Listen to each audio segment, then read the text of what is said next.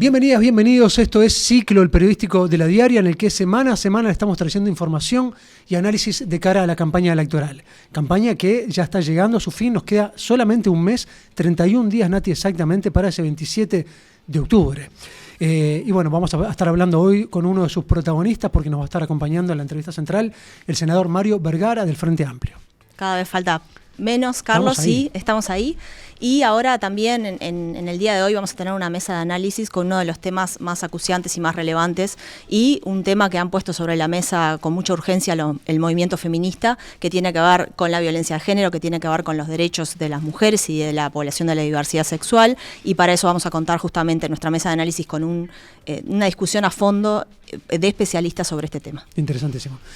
Como estamos llegando justamente a esa fecha electoral, es que la desinformación empieza a inundar, por eso nos va a estar acompañando hoy Bre Majlín con La Diaria Verifica. Y como es muy importante conocer el pasado para adentrarnos en el futuro, hoy vamos a meternos en un viaje en el tiempo, porque junto al historiador y también politólogo Gerardo Caetano vamos a estar recorriendo un informe especial, justamente la campaña electoral publicitaria a lo largo de la historia, ¿no? Cómo ha sido desde aquel reparto de volantes que se tiraba en avionetas hasta el tren que recorría la ciudad en campaña, ¿no? Hasta lo que es hoy, ¿no? Con ese Ojeda haciendo musculatura mientras anuncia su campaña. Sí, un largo repaso por la historia de la publicidad electoral. Y el pasado, Carlos, estuvo también muy presente esta semana porque se identificaron los restos de Luis Eduardo Arigón, militante comunista, sindicalista también, desaparecido por la dictadura cívico-militar en 1977. Fue llevado al centro de torturas La Tablada y luego desaparecido, y sus restos fueron encontrados en el batallón 14 en julio de este año y se identificaron esta semana. Sí, exactamente. Bueno, esa es la cuarta persona que se encuentra, que se halla en las excavaciones del batallón 14. Queda muchísimo todavía por buscar y mucho silencio por romper, ¿no? Los invitamos de todas maneras a repasar este y otros temas en nuestro resumen electoral de la semana. Resumen semanal. Los restos hallados en el batallón 14. Que hoy hemos tenido información del equipo de Argentina Forense, donde nos han establecido en forma concluyente en un 99,99% que los restos hallados el 30 de julio de 2024 en el batallón de infantería número 14 pertenecen a Luis Eduardo Arigón Castel. Arigón era empleado, militaba en la Federación Uruguaya de Empleados del Comercio e Industria y en el Partido Comunista del Uruguay. En el anuncio que lideró el fiscal especializado en lesa humanidad Ricardo Percivale, estuvo presente Sabina, hija de Arigón. No deja de sorprenderme la maldad,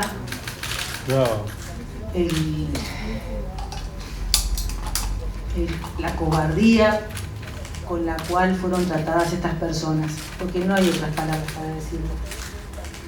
Porque se puede pensar de otra manera, pero hacer lo que les hicieron a estas personas es vergonzoso. Charles Carrera renunció al Senado. Se solicitó el desafuero del senador Charles Carrera para indagarlo sobre el uso irregular del hospital policial mientras se desempeñaba como director general de Secretaría del Ministerio del Interior. Informé a mi sector político y acabo de informar al secretariado del Frente Amplio que voy a renunciar a la banca de senadores por la cual fui electo para este periodo de gobierno. Eso es en mérito a que en el día de ayer recibí la notificación de que se iniciaba el proceso de desafuero, y en ese sentido nosotros consideramos que para los militantes del Frente Amplio, para los militantes de izquierda, honestidad es no ampararse de los fueros para concurrir a la justicia. O'Donnell como ministro de Economía. En el equipo de gobierno, de resultar electo para la presidencia de la República, para el Ministerio de Economía, hemos resuelto que sea Gabriel O'Donnell quien asuma la responsabilidad al mando de ese ministerio. Si gana el Frente Amplio, el ministro de Economía será Gabriel O'Donnell. En su presentación habló sobre el plebiscito de la seguridad social y aclaró que si se aprueba no es el fin del mundo. Lo que sí es importante de parte de todos los uruguayos, de las personas que son autoridades hoy y de quienes tenemos eventualmente la responsabilidad de gobernar después, transmitir que el país es un país serio, que es un país estable, previsible, que ha sorteado una serie de dificultades en el pasado mucho más complejas que las que eventualmente se podrían producir. Manini Ríos. El candidato a presidente y líder de Cabildo Abierto, Guido Manini Ríos, pidió a través de sus redes sociales a los candidatos del oficialismo dejar de referirse a las irresponsables propuestas del Frente Amplio y, en su lugar, proponer soluciones a las problemáticas que enfrenta el país. Delgado sobre la primera infancia.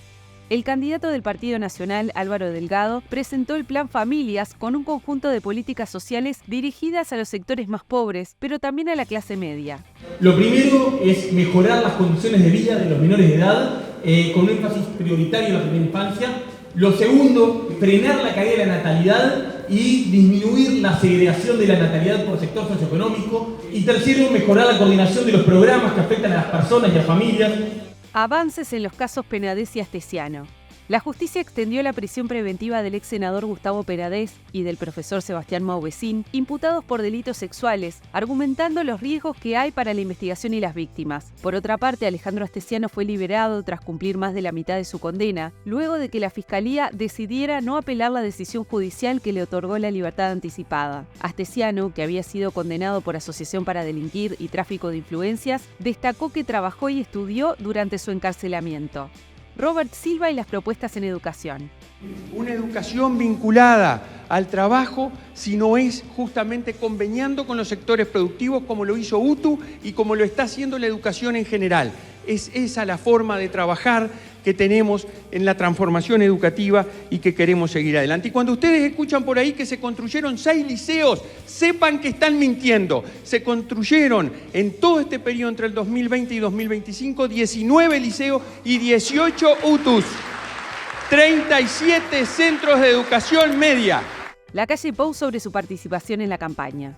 Carolina Cose opinó que el presidente Luis Lacalle Pou está cerca de violar la Constitución con sus opiniones sobre el plebiscito de la seguridad social y el mandatario le respondió: no lo estoy escuchando argumentar a favor de la actual reforma, en la cual tenemos unanimidad en el Frente Amplio de que es una mala reforma. Lo estoy escuchando con otros argumentos, caminando por la cornisa de la Constitución. No hablé de quién tiene que ganar, no tiene que ganar, se sabe quién quiero que gane, pero no lo hablé. Entonces, es hasta gracioso de quienes tuvieron candidatos, tuvieron presidentes que hablaron de sus partidos políticos, hicieron política partidaria, cuando en realidad lo que yo voy a hacer es defender una ley.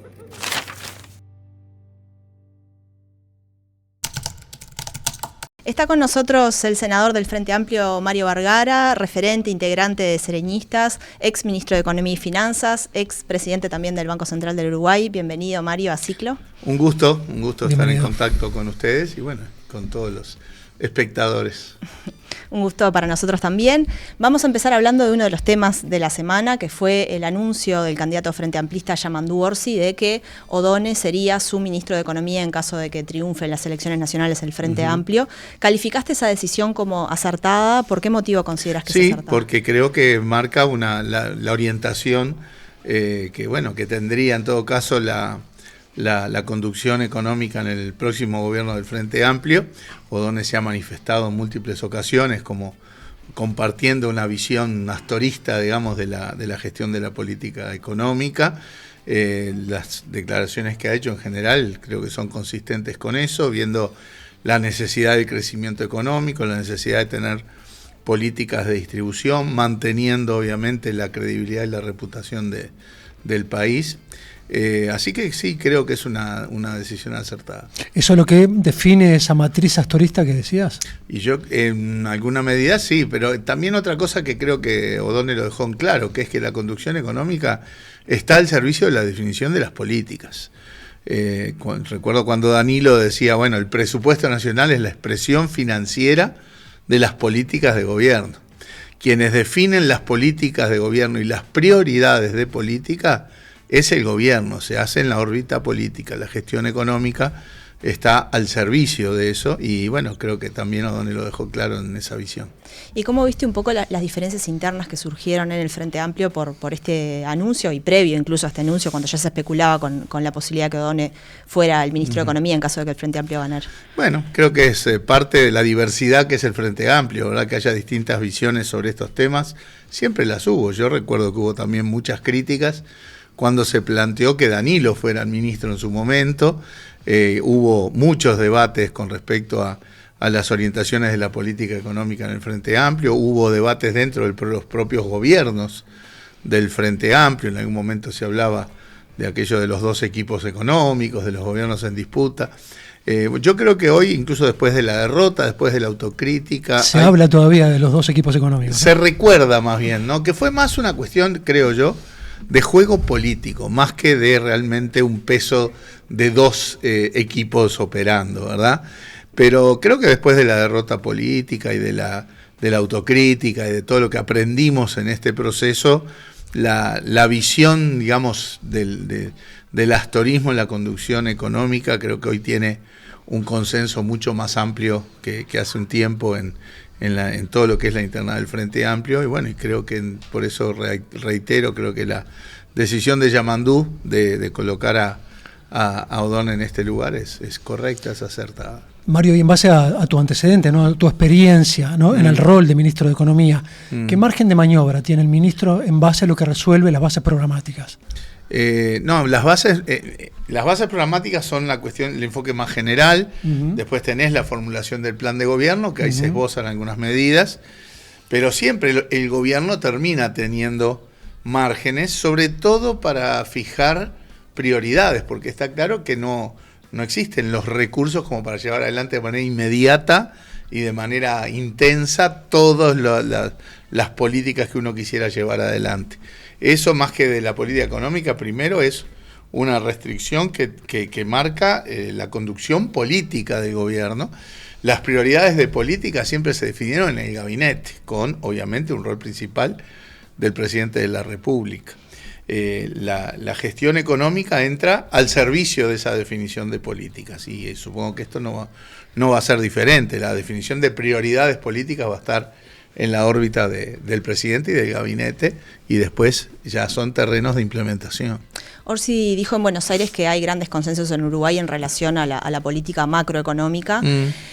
En ese sentido, ¿en qué consideras que podrían diferenciarse una gestión del Frente Amplio de una gestión del Partido Nacional, de la política económica? En la macro te diría que hay como algunos acuerdos implícitos, ¿no? Tipo política de Estado implícita, en que hay que mantener un panorama de estabilidad en el terreno macroeconómico, así como en el terreno político y social. O sea, las lógicas de estabilidad, si bien no hubo reuniones entre todos los partidos y las organizaciones sociales para decir tenemos que tener un país con ciertos parámetros de estabilidad política, social, macroeconómica, eso de hecho creo que se lleva adelante por la vía de los hechos. Hay matices también en la cuestión macroeconómica, hemos discutido todos estos años con el gobierno sobre el manejo de la política cambiaria, sobre todo, de cómo el gobierno alentó y se desentendió y alentó de hecho el atraso cambiario que tanto ha perjudicado a la producción, el empleo, la exportación. Pero creo que las diferencias más grandes ya entran en la otra pata de la política económica, la que tiene que ver con tener políticas de crecimiento económico.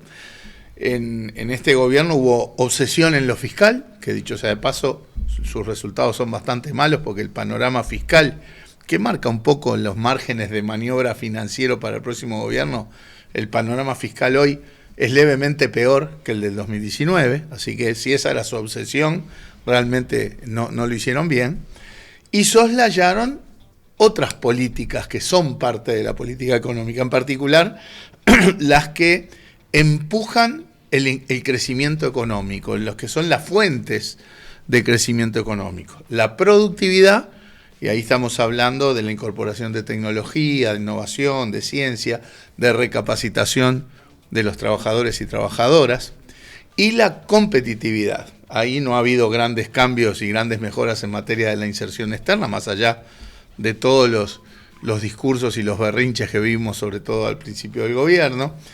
No se impulsó la competencia en los mercados, más bien se fue en la dirección opuesta, generando, por ejemplo, un monopolio en el puerto de Montevideo, y se avaló y profundizó un atraso cambiario perjudicial para la producción, el empleo y la exportación. Ahí hay un montón de diferencias en la parte del crecimiento, que casualmente es el primer eje del plan, de las medidas del plan de gobierno que presentó Yamandú Orsi el otro día en Colonia.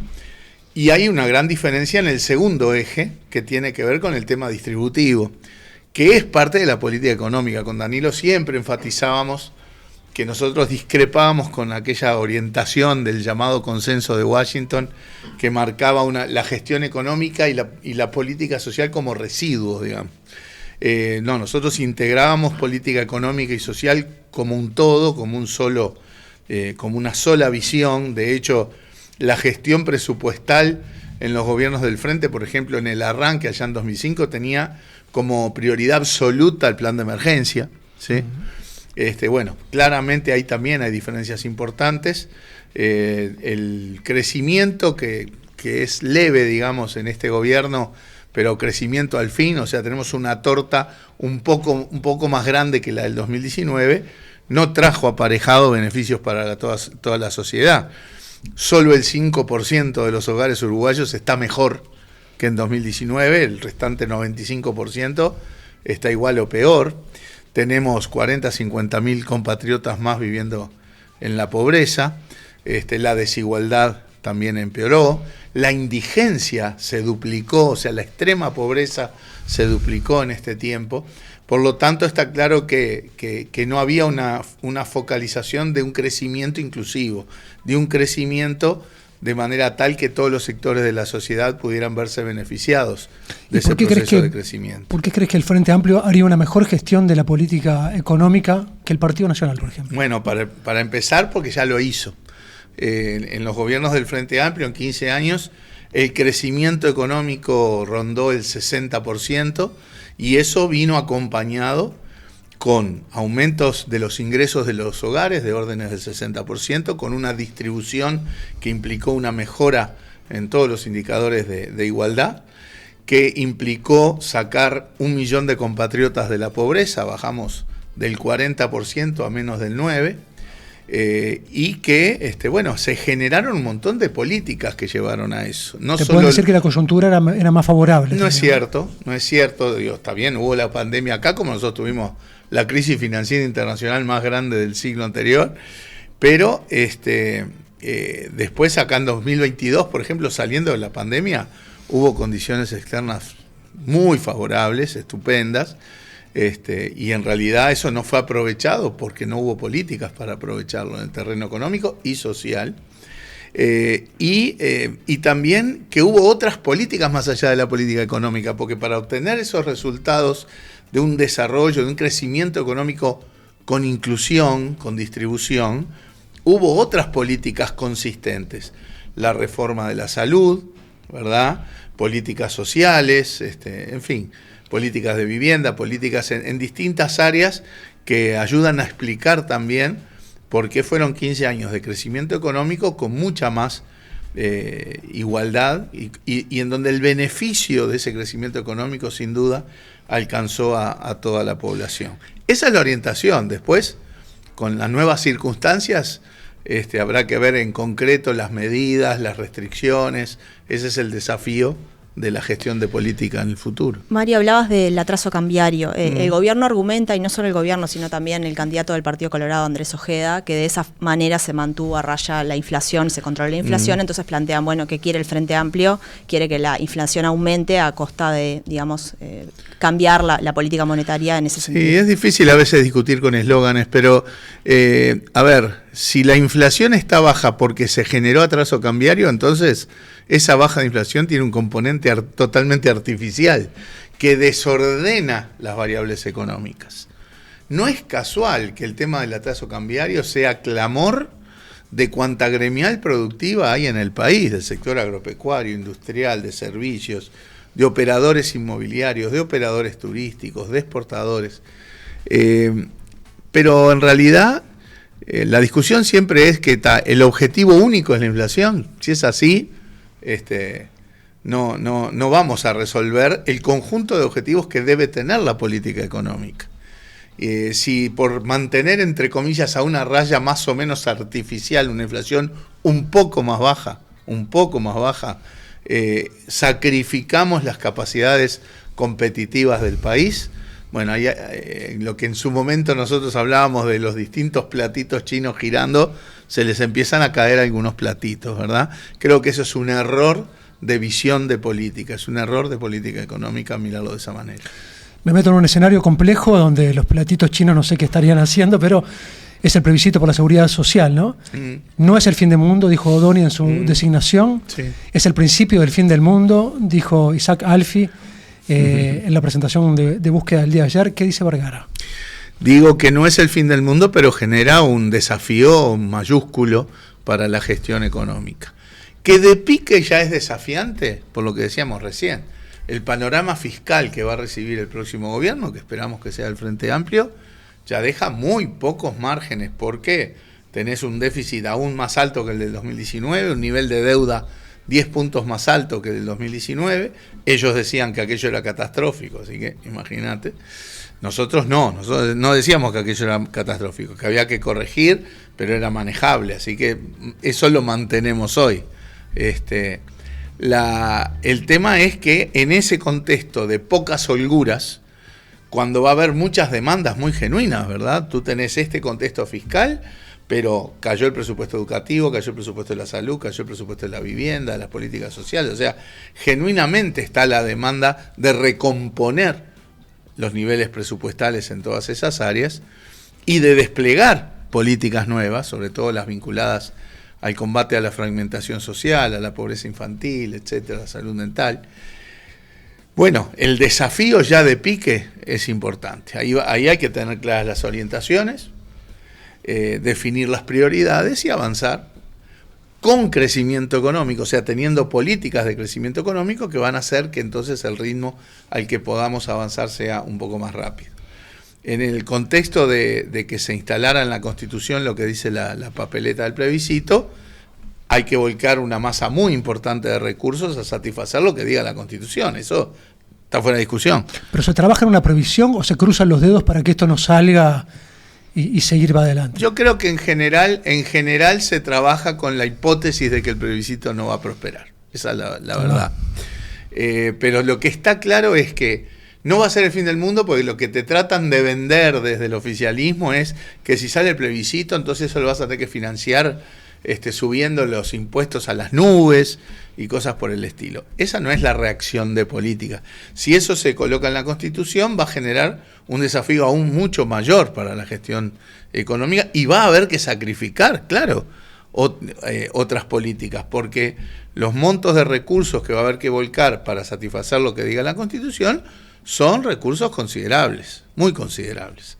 Entonces, es por eso que, bueno, en el frente tenemos posturas divididas, el espacio nuestro no acompaña la papeleta, porque entendemos que digamos, de alguna manera desvirtuaría la definición de prioridades que nosotros entendemos debe tener el próximo gobierno.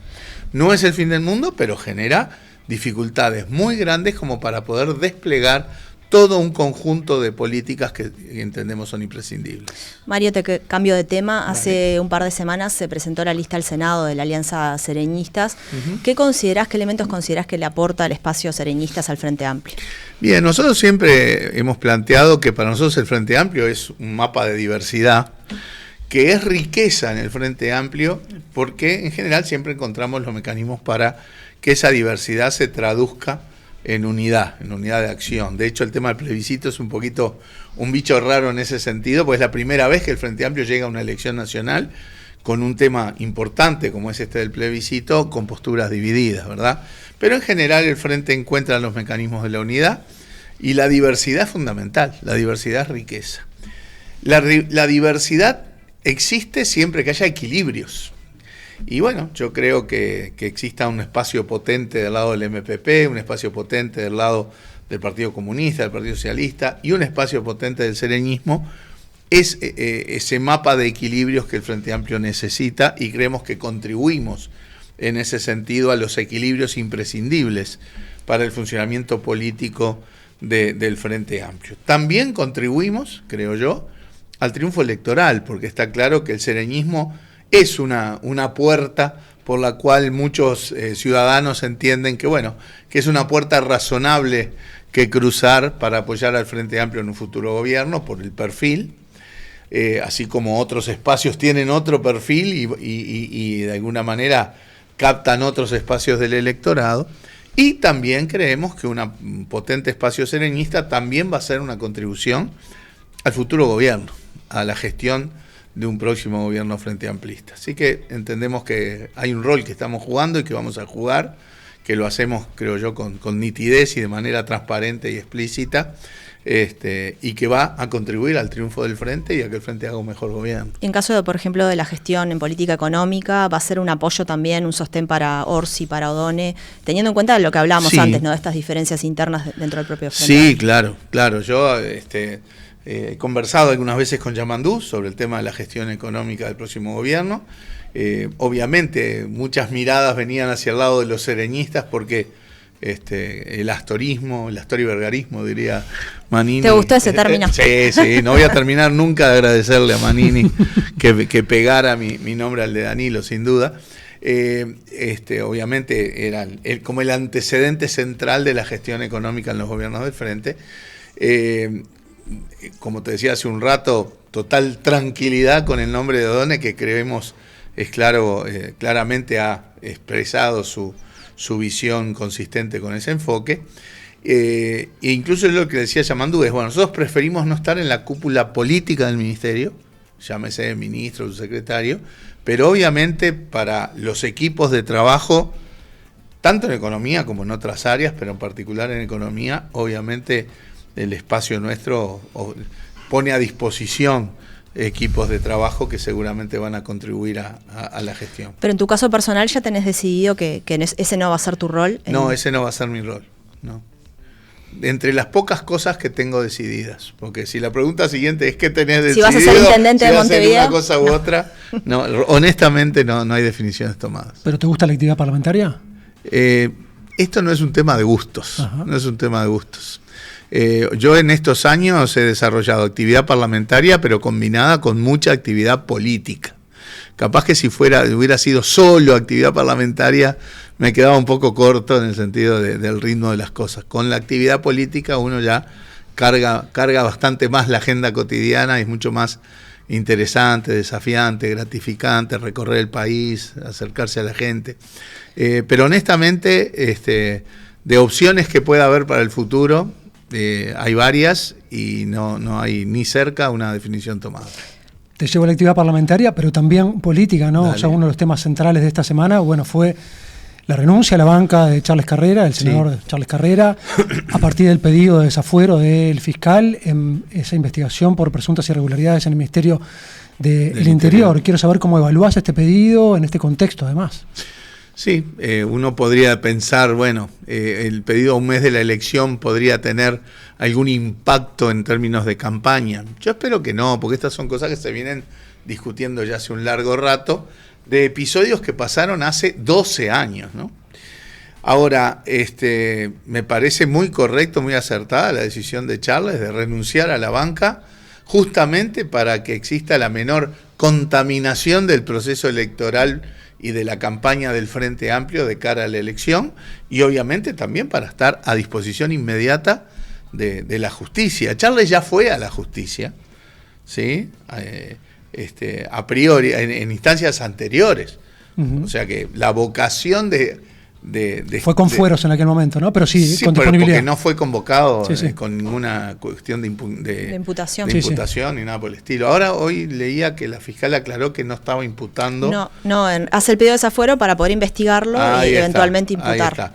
Él ya fue a la justicia en su momento y está claro que ni más ni menos con la renuncia a la banca está dando también la pauta de que eso nosotros lo vemos con muy buenos ojos, es la actitud que decimos que hay que tener. Cuando nosotros discutimos en el Parlamento la solicitud de desafuero de Manini, nos pareció vergonzoso que Manini no pidiera su propio desafuero, ¿verdad? Y que la coalición de gobierno se abroquelara para evitar el desafuero, que no es otra cosa que la justicia convocando a declarar a un legislador, ¿verdad? Así que desde ese punto de vista saludo la decisión de Charles y después sobre el contenido de los procesos la justicia seguirá avanzando. Ahora, por ejemplo, el presidente del Frente Amplio, Fernando Pereira, dijo ayer que era raro que esto se diera a pocos días de las elecciones. ¿Coincidís con ese calificativo? Y creo que no es ilógico generar suspicacias con el timing de las cosas, ¿verdad? Pero uno no puede garantizar que eso haya sido así, ni mucho menos. ¿Y realmente pensás que eso no puede tener incidencia en la campaña cuando el lema de la campaña de Orsi es la honestidad? Yo lo dije en términos de espero que no tenga mayor incidencia, porque es un tema que ya viene de discusión y porque en todo caso, si hay que poner sobre la mesa, bueno, hay una catarata de hechos irregulares, de corrupción a lo largo de este gobierno, ¿verdad? Que creo que comparado con lo que está en cuestión acá son cosas muchísimo más graves. Pero bueno, no lo sabremos hasta el 27 de octubre. Mujica dijo que el Frente Amplio en este y otros casos vinculados al hospital policial tuvo una actitud pusilánime. Si mal no recuerdo, Mujica dijo que el MPP, sí. tuvo una actitud. Y bueno, es la opinión de Mujica, la verdad que yo no tengo esa visión. Y Mario, para terminar, ¿qué opinás del ingreso de Blanca Rodríguez al espacio 609? ¿Qué aportes puede hacer? Y también el hecho de que haya ingresado a ese espacio. No sé si ingresó al espacio, entra como independiente en la lista, ¿verdad? Y me parece fantástico que es una contribución a la política en Uruguay y una contribución al triunfo del Frente Amplio. Muchísimas gracias, Mario, por este Muchas minuto. gracias. Un gusto. Nos reencontramos.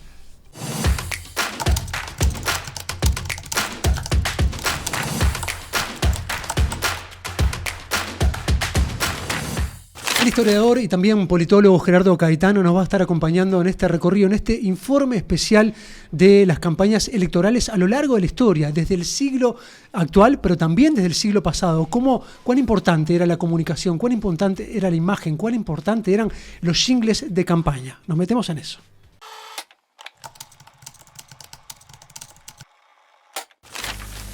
Dale, decidite. La calle.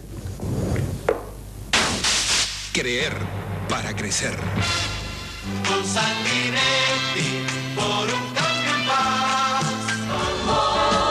Vamos de frente, la vida puede ser diferente. No te detengas, vamos de frente, vamos de frente. En el siglo XIX prácticamente no había campaña electoral, porque era una política de notables, era una política de doctores. Votaba menos del 5% de la ciudadanía, de modo que no había pueblo que captar. Votaba menos de 50.000 personas en todo el país y además bajo un sistema fraudulento de voto público. Eso llevó a que, bueno, la clave de la reforma constitucional fuera, entre otras, pero fuera fundamentalmente las garantías para la emisión del sufragio.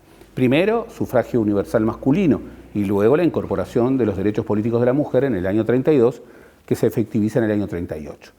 Ahí comienza otra manera de encarar la campaña. Aprontar tu corazón, que ya sale un nuevo sol. Si bien persistía esa idea de que todo sector político tenía que tener su diario, aún los más pequeños, bueno, se desplegaban otro tipo de campañas. Habían manifestaciones de otro porte. Por ejemplo, un partido empresarial, la Unión Democrática, de 1919, que solamente presentó listas en Montevideo, utilizó aeroplanos tirando desde el cielo volantes. Era todo muy raro. Herrera fue un gran innovador con el tren relámpago, el tren de la Victoria, que luego utilizó también el Partido Colorado. Solamente hay una forma de salvar al Uruguay, es que triunfe la reforma y el Partido Nacional. Por Herrera y por Nardone vamos todos a votar. Antes de los jingles estaban los himnos. Por ejemplo, las grandes manifestaciones del Partido Nacional tenían el himno nacional y la Marcha de Tres Árboles. Las grandes manifestaciones del Partido Colorado tenían la Marsellesa y el himno a Garibaldi.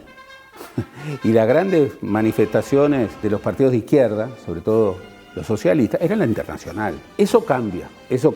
Y en una política en donde, bueno, el pueblo decidía. Y allí empiezan los jingles de campaña. Del total de los votos al Frente Amplio en la elección interna del 27 de junio, los tupamaros, los socialistas y los comunistas sumaron el 56%. El sector de Astori apenas el 10%. Para algunos, esto será fantástico. Si para usted es preocupante, piénselo. En octubre, los colorados votamos Colorado. Garantía de tolerancia, orden y justicia social. Lista 2000. Algunos comenzaron con la radio, increyendo, y otros comenzaban como jingles de campaña que efectivamente en los actos acompañaban la oratoria de los candidatos. Pero eran jingles muchas veces realizados por murguistas, otras veces realizados por coros más clásicos. Hay jingles históricos. Cuando en el año 62 el Partido Colorado, con la 15 a su frente, todavía con vida Luis Valleverres, quiere retornar a la hegemonía en el gobierno, bueno, una famosa murga cantó: se van los blancos, se van y no vuelven más.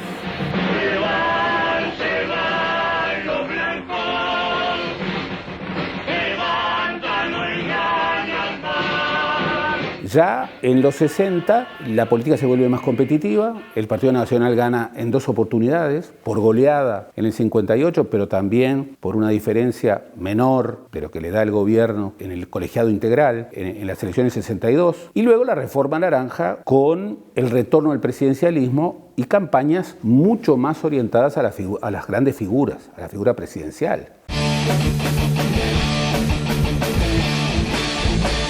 71. Somos el Partido Nacional. Vamos. Colorín colorado, esta historia está empezando. Levanta tu bandera.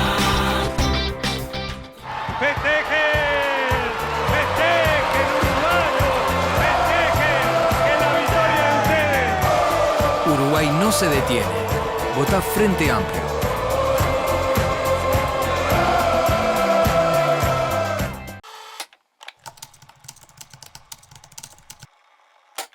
Hay algunas líneas de continuidad de esto que acabamos de ver con el presente de Carlos, porque una de ellas, por ejemplo, tiene que ver con la caracterización de los comunistas y los socialistas como un peligro para la sociedad y como sectores que estaban de alguna manera cooptando el Frente Amplio, que es algo que nos suena bastante conocido, y también en la actualidad y también esta cuestión de las murgas de alguna forma alineadas con lo que era en su momento el vallismo y cuestionando al Partido Nacional diciendo, cantando se van los blancos, y también nos hace acordar un poco a los cuestionamientos que han tenido las murgas por estar excesivamente alineadas, a juicio de algunos, con el Frente Amplio. Sí, es lo que pasa cuando revisás la historia, ¿no? Otra cosa que también tiene una correlación con la actualidad es eso de la trascendencia de la figura candidateada, ¿no? Uno cree que recién ahora tenemos esa como observación, pero ya viene desde los 60, ¿no? Según decía Caetano. Sí, esa personalización, ¿no? De la política. Exacto. De la que hablamos tanto ahora. Vamos a ver la segunda parte de este informe.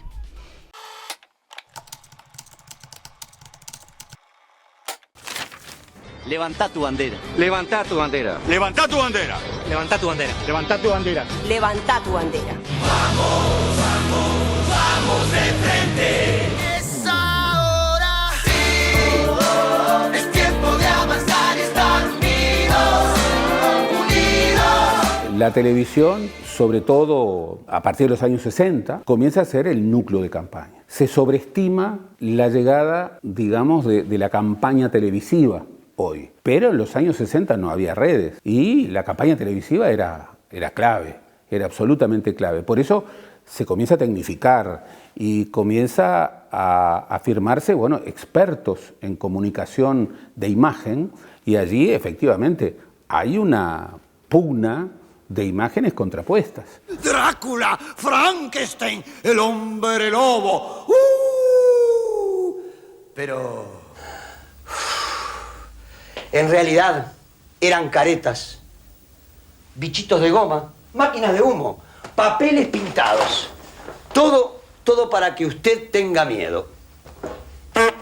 Paradoja, en realidad los que tienen miedo son ellos. ¿Recuerdas la elección del 71 con la voz de Citarrosa y el violín de Becho como el telón de fondo de la convocatoria Frente Amplista? O música rural atrás de la convocatoria de Óscar Mario Garrondo, que era el candidato herrero ruralista, el de la Alianza herrero ruralista, que sacaría 1/3 de los votos. O esas imágenes que afirmaban la idea de un hombre fuerte atrás de Pacheco. O sea, todo se había transformado.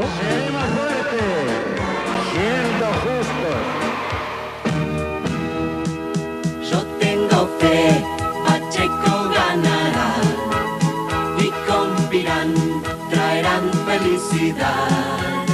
Yo tengo fe, todo un pueblo alcanzará, votando a Pacheco la paz y prosperidad. Es muy distinto una campaña hoy a campañas en donde, bueno, se reconfiguraba la competencia política a través de las imágenes y a través de los mensajes radiales a comienzos del periodo de reinstalación democrática. Las campañas son también lemas. El lema del 85 es, el lema que eligió Sanguinetti, que finalmente prevaleció, es el cambio en paz.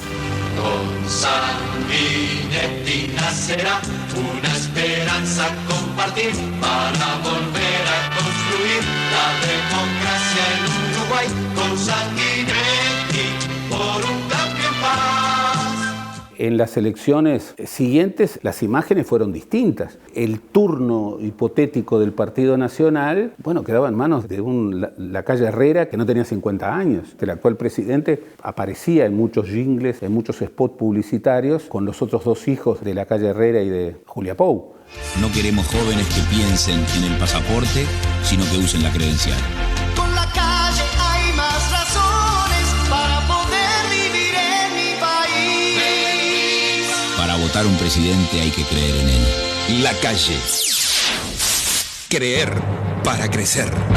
El Frente, bueno, con su música clásica, con sus colores clásicos y sobre todo a partir de la emergencia de un liderazgo popular como el de Tabaré Vázquez, con una incorporación de una dimensión no solo ya tradicional, el Frente Amplio, sino con un impacto popular. Ni que hablar cuando se consolida el liderazgo de José Mujica, con, bueno, esa asociación tan simbólica con la Catalina y con otras murgas. Espacio 609, hay uno solo.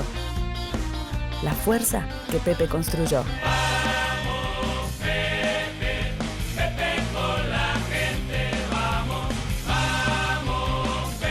Hoy vivimos en una política donde predominan las percepciones, La intendencia, donde predominan las emociones, Movimiento plancha, sabelo. Vota el maneco. donde no confrontan fundamentalmente las ideas,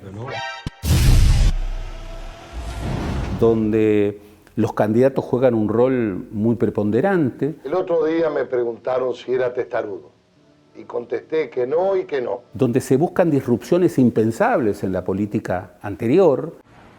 Tenemos candidatos. Y en donde, bien, las imágenes cambian sus códigos. No hay mucho tiempo libre. Esto es política 24/7 y algo de gimnasio. Descubrir lo que nos une, hablar con el corazón. No, no, no, que no entre el bajón. Que te hacemos el aguante, Uruguay para adelante.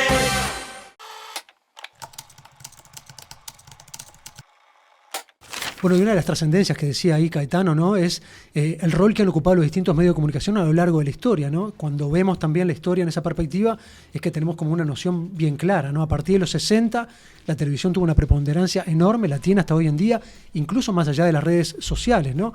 Es bien interesante. Sí, sin duda es uno de los medios más importantes en el sentido de influencia, ¿no?, en la opinión pública, y lo sigue siendo la televisión. Impactante también ver enrolado a Alfredo Citarrosa allí en el 71, ¿no?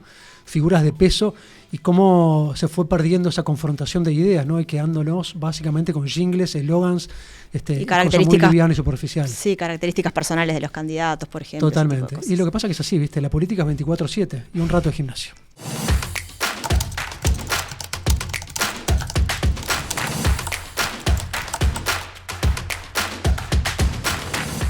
Hace mucho tiempo que los feminismos están poniendo sobre la mesa temas relevantes para el país y urgencias fundamentales como el combate a la violencia de género. Mañana se realiza la marcha de la diversidad sexual para reclamar por los derechos de la población LGTBI+. Y sobre género y sobre diversidad sexual vamos a hablar en esta mesa de análisis de especialistas, así que recibimos con mucho gusto a Daniela Uquet del colectivo Ovejas Negras. Muchas gracias por invitarme. Bienvenida, Daniela. Liliana Braciscas, de la ONG Mujer y Salud en Uruguay. Sí, más es un grupo feminista que ONG, porque viste que tiene mala fama ser ONG. Bueno, grupo feminista. Y Stephanie Demirjian, nuestra editora de Feminismos de la Diaria. Gracias por la invitación. Gracias, Steph. Bueno, lo primero que quería plantearles como pregunta disparadora es ¿cuáles consideran ustedes que son los principales debes y agendas pendientes en materia de género y diversidad sexual? Pensando también que este programa es un programa en clave también de electoral, entonces, ¿cómo están viendo en ese sentido las propuestas programáticas de los partidos políticos? Bueno, primero creo que hay que contextualizar que en estos 5 años hubo una relativización del valor de esta agenda en la construcción de democracia y justicia social, ¿no? O sea, se volvió a cuestionar si el género es una dimensión estructurante de la desigualdad, si es una agenda que viene de afuera, si es una agenda impuesta, y eso acompañado con el ataque a quienes hemos impulsado esta dimensión de la transformación social que se requiere. Por lo tanto, ha habido un debilitamiento en estos 5 años también en jerarquizar esta dimensión, además de cuestionarla. Por lo tanto, tenemos un avance en normativas que hemos logrado fundamentalmente en este siglo que no logran cuajar en política pública, en servicios, en universalidad de accesos y fundamentalmente en cambio cultural. En estos 5 años, acá y en el mundo, hemos visto que han resurgido discursos de odio, ataques específicos, deslegitimación de las organizaciones, de las personas, y esto no contribuye, ¿no? Porque realmente de lo que estamos hablando es que es estructural, tan estructural como la injusticia económica, como la injusticia de clase, pero no termina de realmente entenderse ni tampoco cumplirse el rol del Estado uruguayo, gobierne quien gobierne. Entonces eso ha habido en estos 5 años también una dilación o dilatación y baja jerarquización y cuestionamiento de esta agenda que va a ser necesario poder recuperar para poder avanzar, porque tampoco es que tengamos la agenda que deseábamos y que queríamos los movimientos sociales que la impulsamos. Fue la que se pudo negociar y conseguir. Y debe ser corregida y avanzada porque en estos años hubo avances en el mundo donde Uruguay, que había avanzado, ha quedado ya en la retaguardia. Así que por lo tanto... Y no es tema de campaña, eso quería decir, ¿no? Además, cuesta de que sea tema de campaña, así que habrá que ver cómo impulsarlo.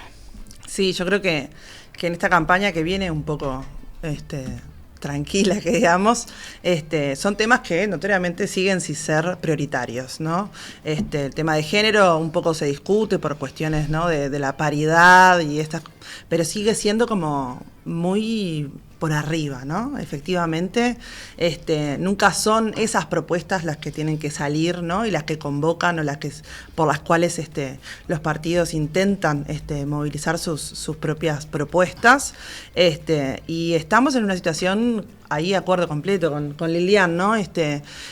Donde no es necesario derogar leyes, ¿no? Es simplemente no financiarlas, no promoverlas, que no haya voluntad política detrás, y con eso todo se desarma, ¿no? Y en cuestiones para la comunidad LGBT vemos, por ejemplo, la Ley Integral para Personas Trans, que es la última aprobada en 2018, que no se cumple ninguno de sus artículos por completo hasta el día de hoy, ¿no?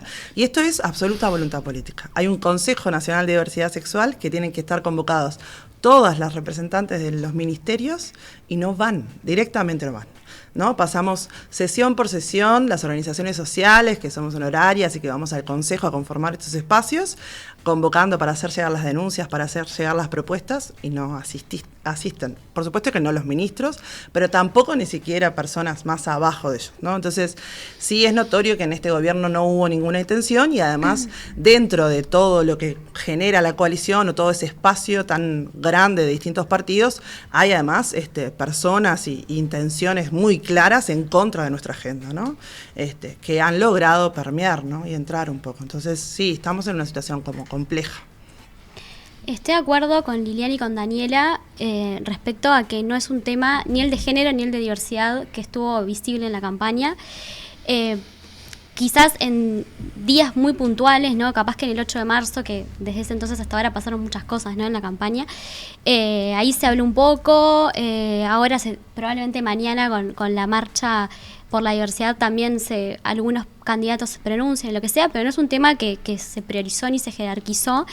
Y en esto que decía Lilian de que no hubo avances notorios y que en algunos casos incluso se puede hablar de retrocesos, pero no en leyes o en derechos, sino en aspectos más discursivos, ¿no? Por ejemplo, me quería detener un poco en el tema de violencia de género, porque a esta mesa nos convocó el tema de las urgencias, y creo que esa es una de las urgencias, porque a las mujeres se nos va la vida en eso, y me parece que estamos en un año, justo en el que hubo 3 propuestas para modificar la ley de violencia de género, y casi una cuarta que quería derogarla por completo, que por suerte no salió adelante. Me refiero a la de ella Figliola.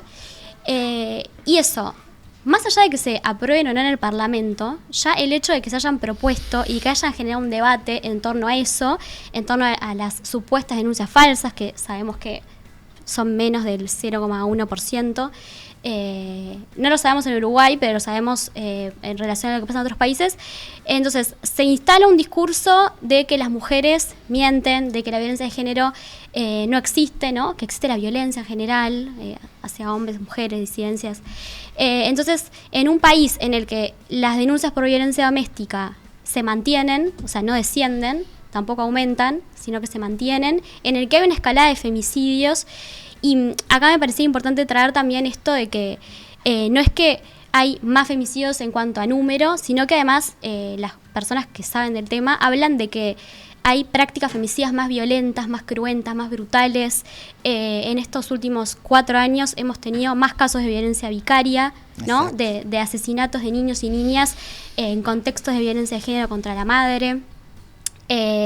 También en estos últimos meses han trascendido en algunos medios esto de los vínculos que aparecen entre el narcotráfico y la violencia de género. Entonces es como una cosa muy brutal que está pasando frente a los ojos y no aparece en la campaña. En los programas aparece de manera bastante ligera. O hay una... Creo que en todos los programas de todos los partidos está la intención de combatir la violencia de género desde las distintas concepciones de los distintos partidos.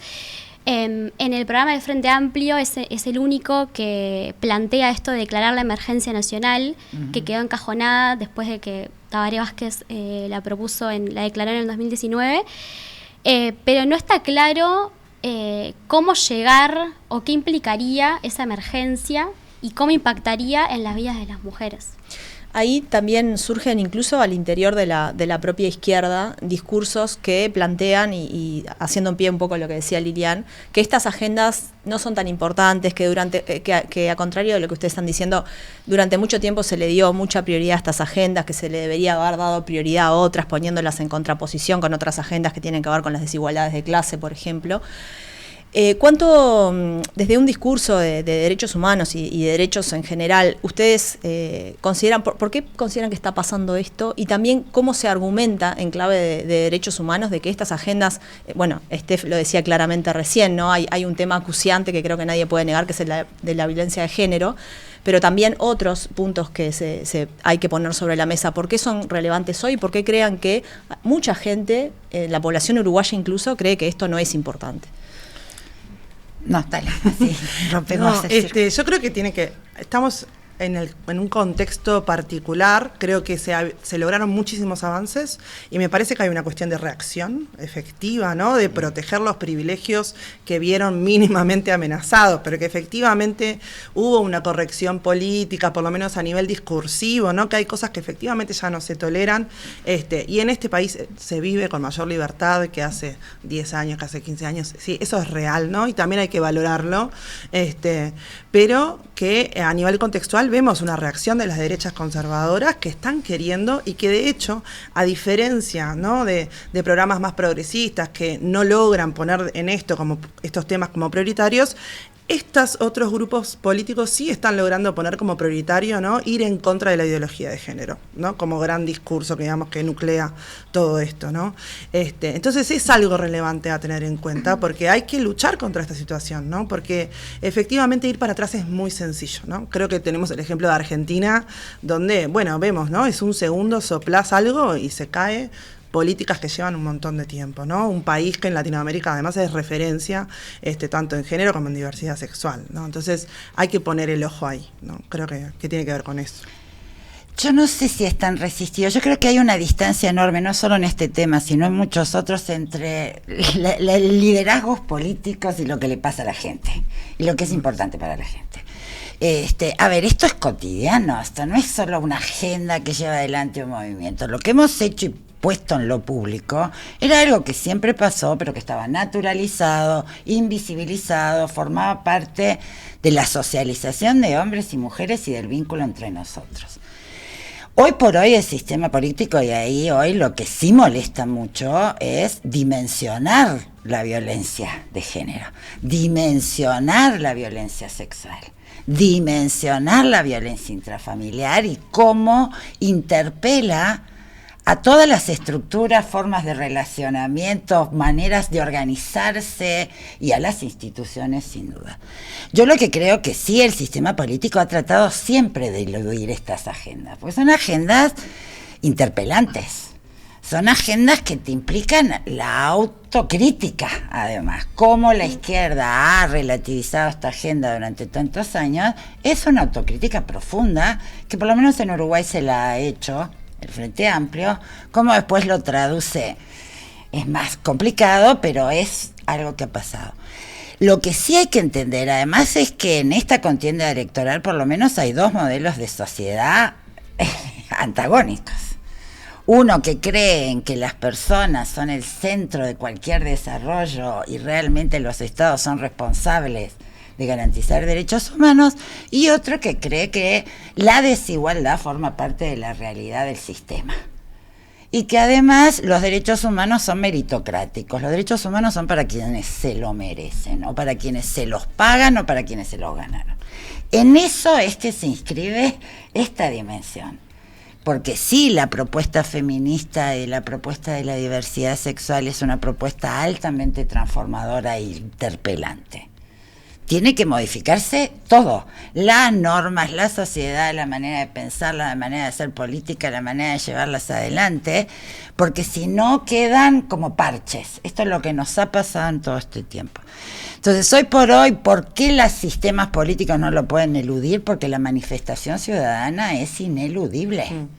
Son los movimientos sociales que acá y en el mundo tienen una capacidad de movilización social y de adhesión de las nuevas generaciones que no la tienen los partidos políticos, por ejemplo. Entonces, que no lo tienen los gobiernos cuando apelan a la participación ciudadana.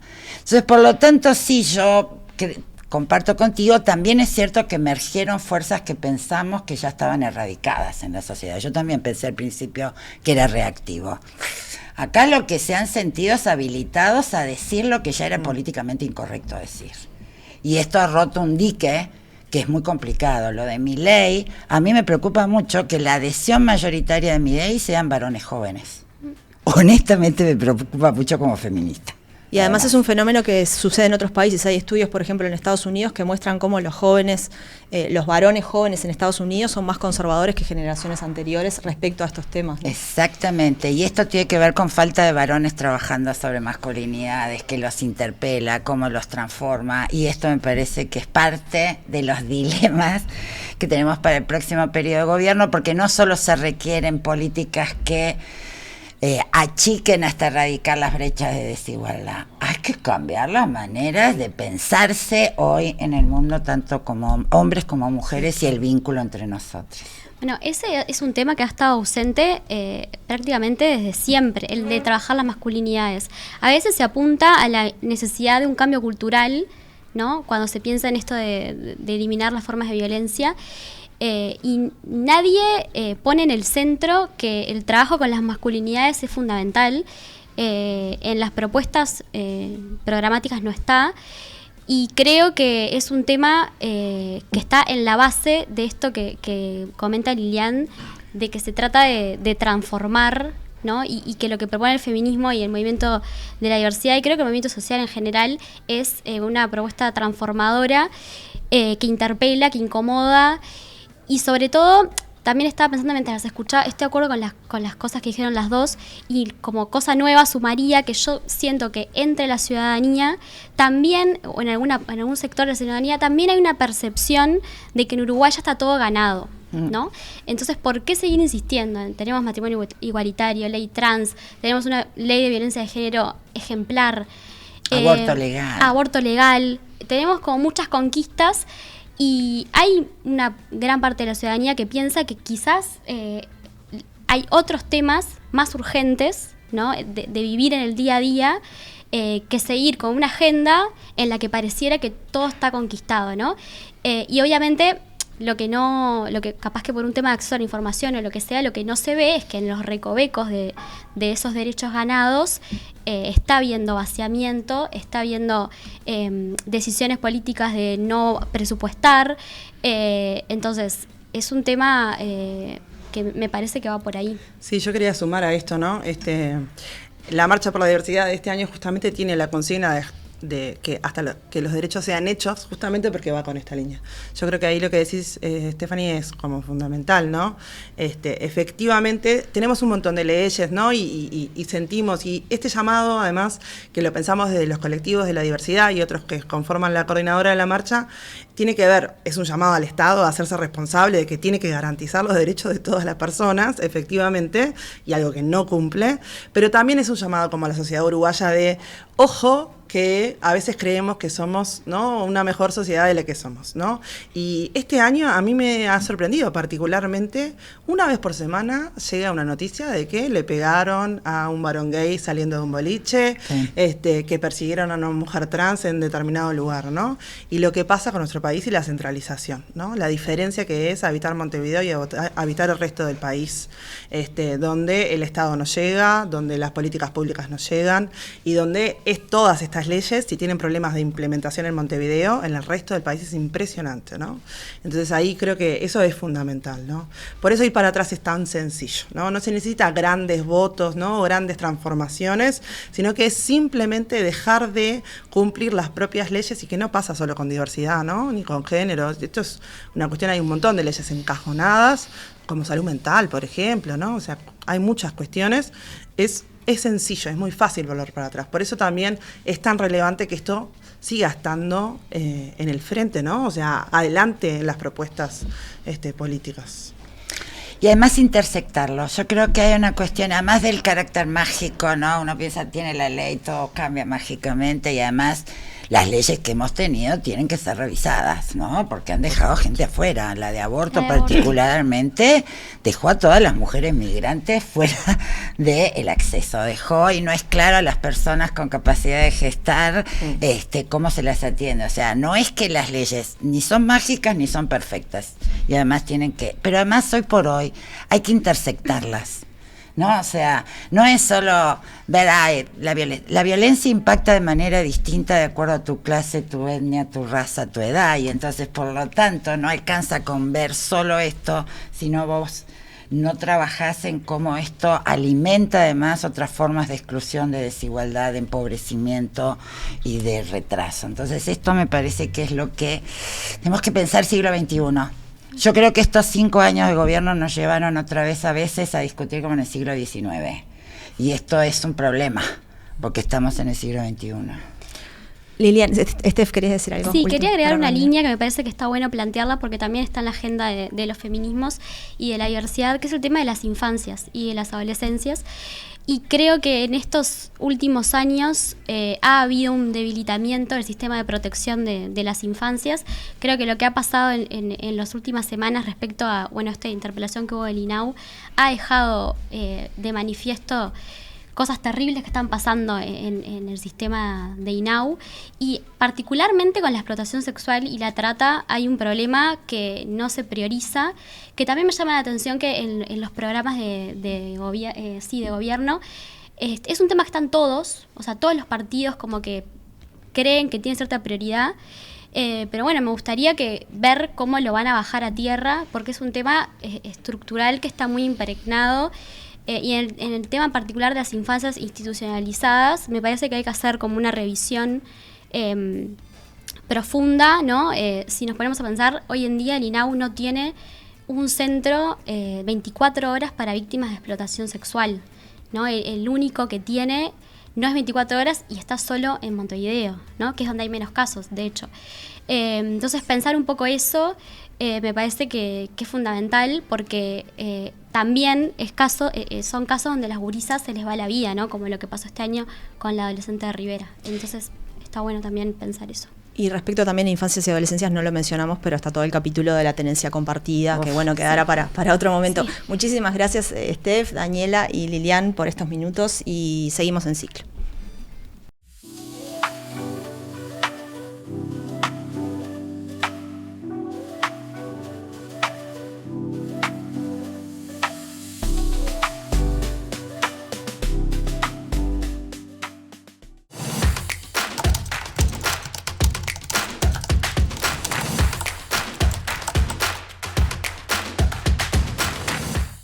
Se acerca la fecha de las elecciones nacionales y, bueno, como todo hace presumir, la desinformación está cada vez más presente. Por eso nos acompaña una vez más hoy Brian Majlín para comentarnos sobre los últimos datos chequeados por la diaria Verifica, que en su mayoría vienen dando falsos.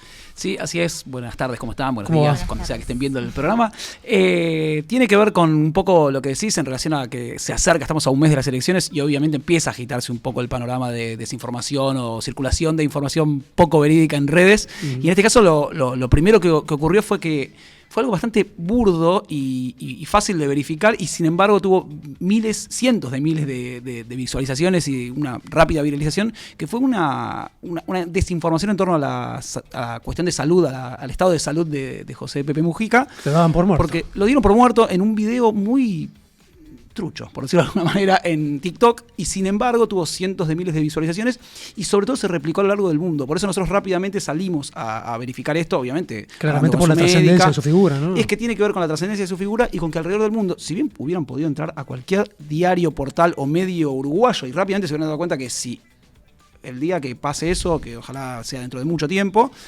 sabremos rápidamente efectivamente esa noticia, entonces será rápidamente confirmado.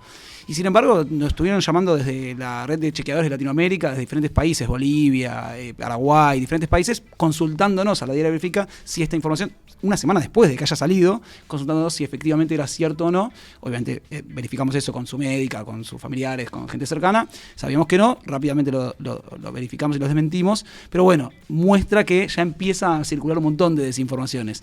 Seguido a eso ocurre rápidamente una desinformación que es bastante tradicional en redes, pero que en esta época se pegó un poco a lo que habíamos hablado la última vez, a estas placas de que simulaban ser de medios tradicionales y que sin embargo eran truchas y además generaban desinformación. Circuló una información donde supuestamente familiares de desaparecidos estaban pidiendo subir un impuesto o crear un impuesto solidario para otorgar pensiones reparatorias a familias. En este caso se le atribuían, era una etapa creo que del Observador, y se le atribuían a Ignacio de Randonea. Obviamente no existió esa nota, no existió esa etapa, ni tampoco existió el pedido por parte de Randonea para este impuesto, pero además no existen en la actualidad pensiones reparatorias a familiares de desaparecidos, con lo cual tenía como un doble objetivo. Por un lado, acusar a sectores cercanos a familiares desaparecidos y al Frente Amplio de querer impulsar nuevos impuestos, porque es una de las narrativas que circulan en torno al oficialismo, y por otro lado esta cuestión contra los familiares de desaparecidos, poco tiempo antes de que después aparecieran o se identificaran los restos en el Batallón 14. Son recurrentes además estas desinformaciones vinculadas a temas de derechos humanos y vinculadas a la dictadura. En general también circulan desinformaciones respecto a que los desaparecidos estarían en Suecia y cuestiones así.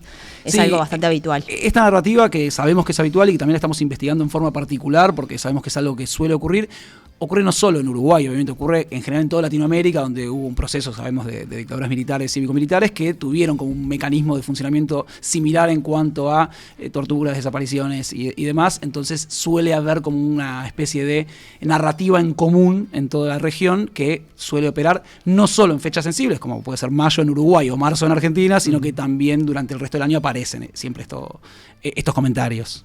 Hubo otros falsos además. Hubo otros falsos, uno tiene que ver con la oposición, en este caso no podemos atribuírselo a nadie en particular, pero sí hubo un acto el último fin de semana en La Rambla, donde Álvaro Delgado y Valeria Ripoll estuvieron hablando junto con gente de la lista 40 y demás ante su público, y rápidamente Javier García difunde en su propia cuenta una foto donde se muestra a todos los asistentes al acto.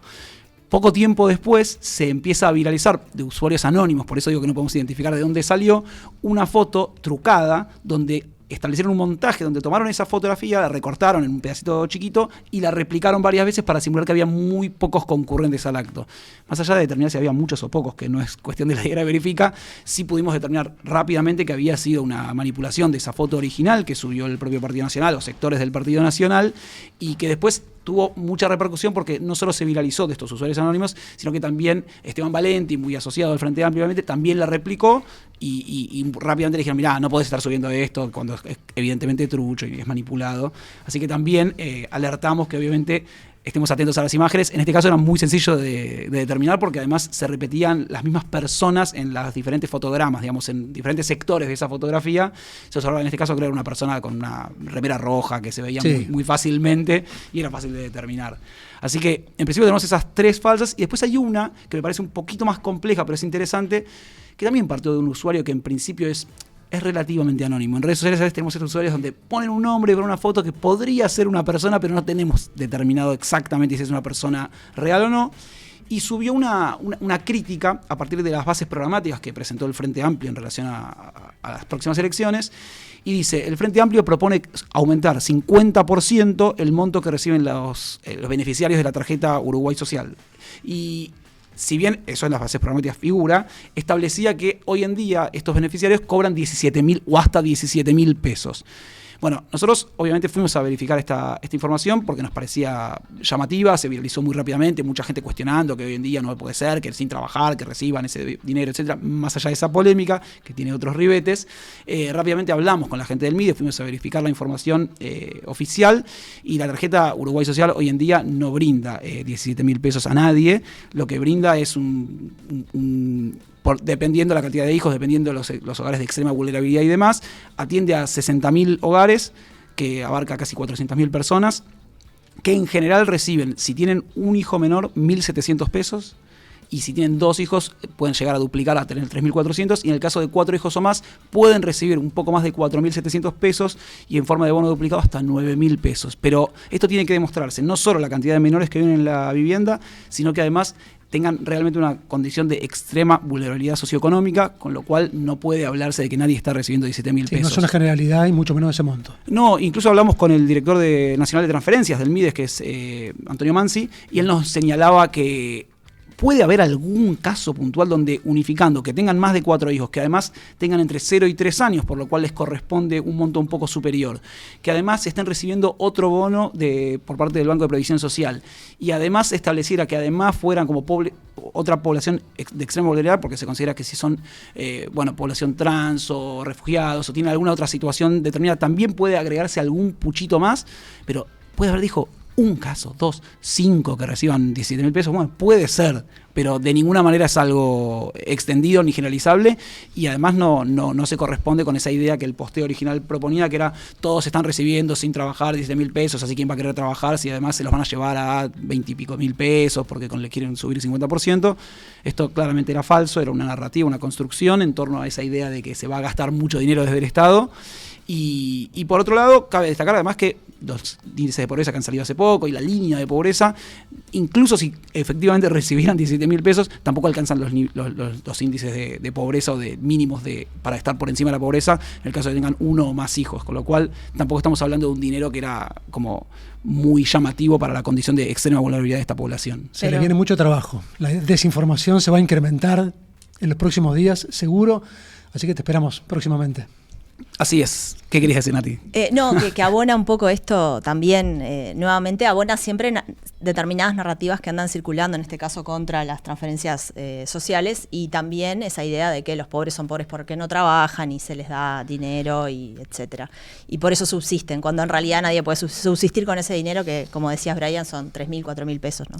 O sea, estamos hablando de narrativas que, como hablábamos recién con la cuestión de familiares desaparecidos, cuando hablamos ahora en relación a esto y demás, no, es una frase vieja que voy a usar, pero no nacen de un repollo. Digamos, ¿qué quiere decir con esto? O sea, siempre se construyen narrativas de desinformación, o mejor dicho, desinformaciones en torno a narrativas que ya están instaladas o se buscan instalar por parte de determinados sectores. No siempre es fácil de atribuir, pero sí sabemos que ha circulado hace cuántos años la idea de que los pobres son pobres porque no quieren trabajar, o bien que el Estado gasta demasiado y hay déficit fiscal y hay que achicar el Estado, entonces si van a gastar mucho más en eso es malo. Entonces, ante determinados cucos, por decirlo de alguna manera, aparecen este tipo de desinformaciones. Muchas gracias, Brian, por toda la información. Nos reencontramos pronto.